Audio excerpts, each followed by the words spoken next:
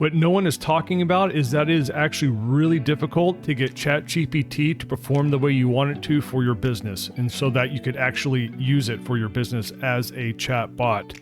It's hard to get it to follow the instructions that you give it in your prompt. It's hard to get it to limit the number of words in the responses. For example, you don't want a 100-word response coming back to an SMS user, and it's hard to get it to stop hallucinating.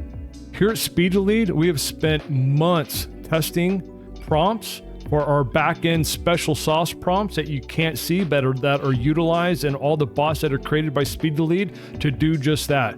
After months of testing, we're able to get it to follow instructions really well. We're able to limit the words in their responses, and we're able to substantially limit hallucinations so that it's actually usable for your business.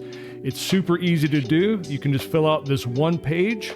Right here, you can limit the responses to 30 to 20, and it adheres to it really well. Then you can come in here and train the bot on your company's information by simply posting in your URL right here and picking how often you want it to go and look at the URL. It can look at it even daily to determine if there's anything new. So the bot will have the most recent information to provide relevant and human-like responses to your clients or customers. You can also easily just start setting appointments. Click here, pick your GoHighLevel calendar, put a meeting place, save, done. And then it'll be booking appointments automatically to your calendar.